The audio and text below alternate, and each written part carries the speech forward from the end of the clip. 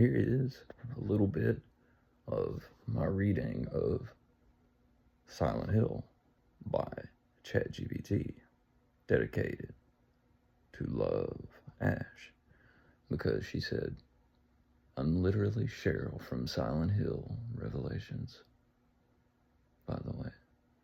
I said, "My name's Harry. Have you seen a little girl? Short, dark hair?" And it made me think, well, might as well ask ChatGPT to tell us a story of Silent Hill with as much detail as possible.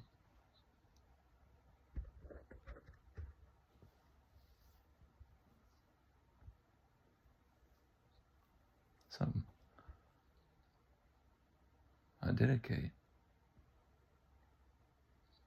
this endeavor to Love Ash.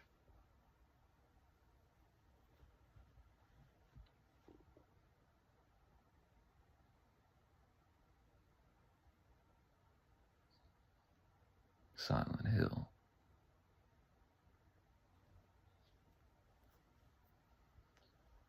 Darkness pressed against the cracked windshield as Harry Mason stirred, his heart and head pounding. The twisted rack of his Jeep lay motionless in the middle of the road, its headlights cutting weak beams through the dense fog. The last thing he remembered was swerving. Cheryl screamed. The shadowy figure in the road. Then, nothing. His hands trembled as he pushed open the door, stepping onto the cold asphalt. Cheryl. His voice barely carried in the suffocating silence. The passenger seat was empty. She was gone. Panic clawed at his chest as he took his first unsteady steps into the swirling mist. The town of Silent Hill loomed ahead, eerily quiet, abandoned. Street lights flickered dimly, their glow swallowed by the fog. Snow. No. Ash drifted from the sky in lazy spirals, coating the empty streets. Harry's heart pounded with each step. He called Cheryl's name, his voice swallowed by the unnatural hush. Something was wrong with this place.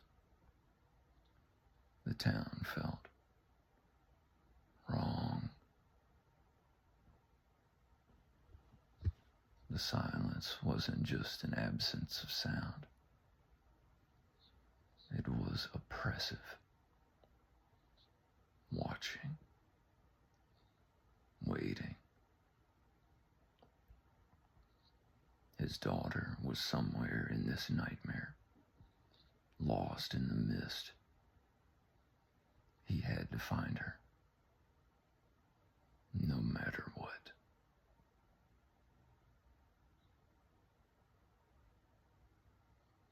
Harry's breath came in short, uneasy bursts as he walked forward, each footstep muffled by the thick fog curling around his legs. The air carried an unnatural stillness, the kind that made his skin crawl. No wind, no rustling trees, not even the distant hum of life, just the hollow sound of his own voice calling out to the void. Cheryl? No answer.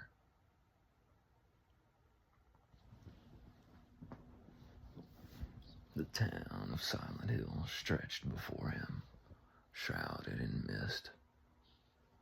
Its streets empty like a long-forgotten ghost town. Storefronts lined the roads, their windows clouded with dust and neglect.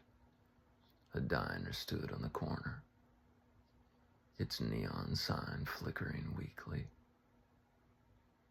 Parked cars sat abandoned, their surfaces coated in a fine layer of what looked like snow. But it wasn't cold enough for snow. The flakes drifting down from the sky were soft, white, but they felt wrong. Ash. Harry shivered, though not from the cold. He shook his head, forcing his thoughts to stay on track.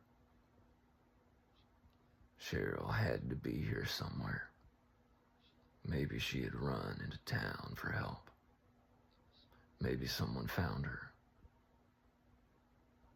He forced himself to walk faster, eyes darting between the empty buildings.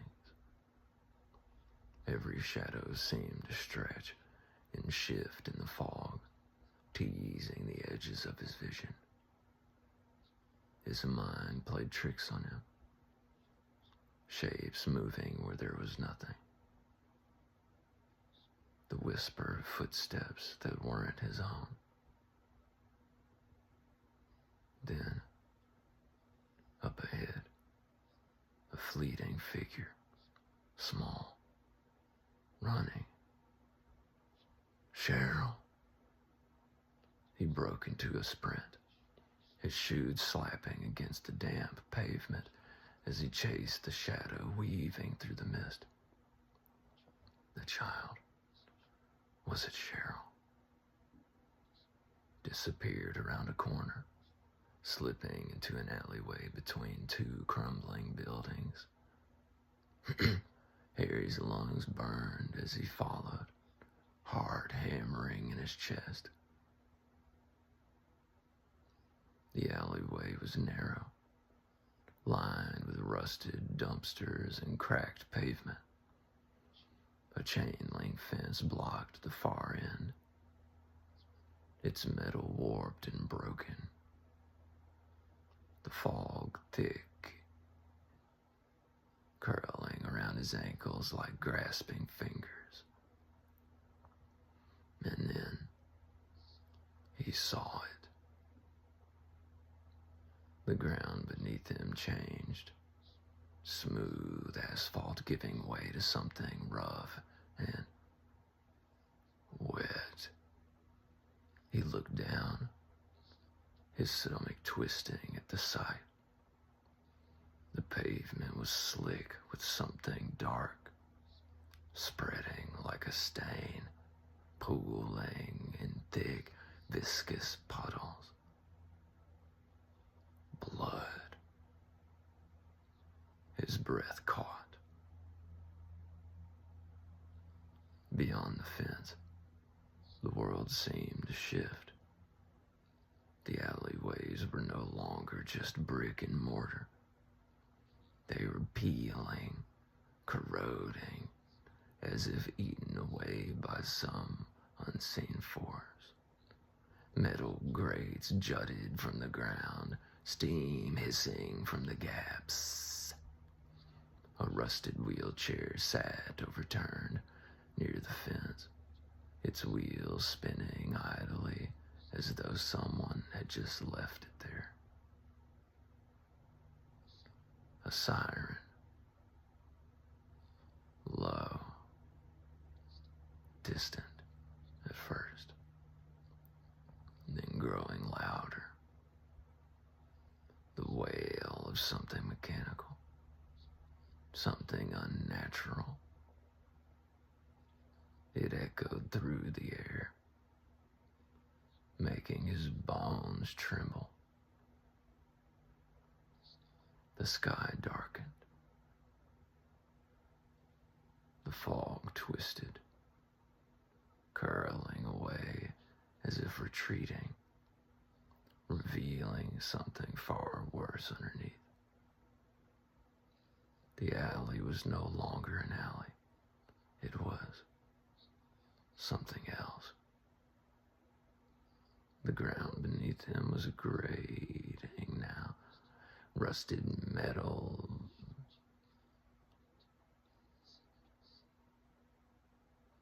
The walls pulsed, damp and organic, like breathing flesh. The scent of rot filled his nostrils, heavy and suffocating. Then, the sound of something moving. Not the wind, not his imagination. A shape emerged from the darkness, shambling forward, small, hunched, its flesh mottled and burned. It had no eyes, but it turned toward him. Others followed, rising from the shadows, tiny bodies wrapped in sickly, decayed skin, their hands clutching rusted knives. Harry stumbled backward, his breath hitched in his throat. This wasn't real. It couldn't be real. The creatures advanced, their movements jerky, unnatural. The metal beneath his feet groaned as he took a step back, his heart racing. Then, the first one lunged. Pain. A searing, burning pain tore through his side as the blade found flesh. Harry gasped, the warmth of his own blood spilling down his ribs. He tried to move, but they were on him now, clawing, cutting, dragging him down. The siren wailed louder. The darkness swallowed him whole. A gasp. Harry's eyes shot open. He was lying on the ground, the rough pavement, cold beneath him. No metal grating, no creatures, no blood. The alley was empty. Silent Hill was silent once more. The fog rolling lazily through the streets. Had it been a dream? A hallucination? He pushed himself up, his body trembling. The pain in his side was gone, no sign of any, but the fear that remained, curling in his gut like a sickness. Whatever was happening in this town, it wasn't just in his head. And Cheryl was still out there, lost in the mist. Harry sat for a long moment, his breath coming in uneven gasps. His fingers trembled as he pressed them against his side, expecting to find torn flesh, blood seeping through his jacket. But there was nothing. No wound, no pain, just the lingering ghost of it, a memory imprinted on his body. He swallowed hard and looked around. The alley was just that, an alley. The rusted dumpster still there, the cracked pavement, the chain link fence. But the horrors that had just consumed him were gone. Had it really happened? Why had he passed out? Or dreamed it? No. It felt real. Too real. Sensation of the creatures tearing at his skin. The thick, suffocating darkness. The sound of the siren still echoed faintly in his mind. He couldn't explain it, but he couldn't dismiss it either. He pushed himself to his feet, his legs shaky beneath him.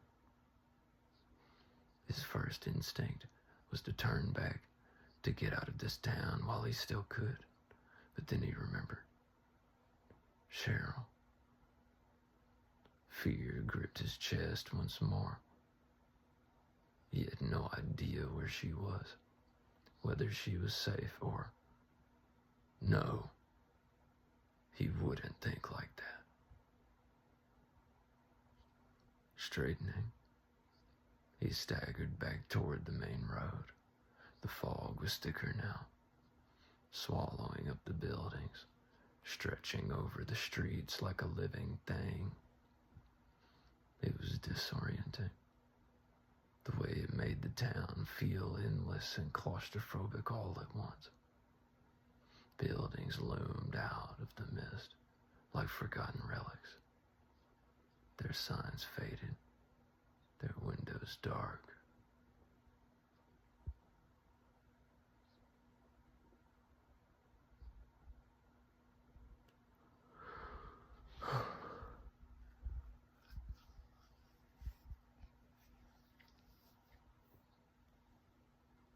That's all I got for now. The episode is on my podcast on Spotify. My podcast is called Lost in the Moan. You can find it in the link in my bio.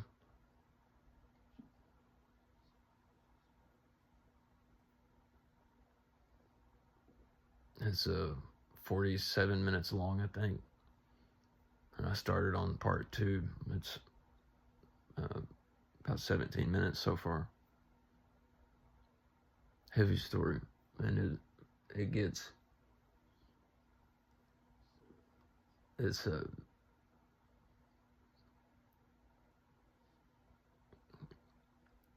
I can feel it when I read it.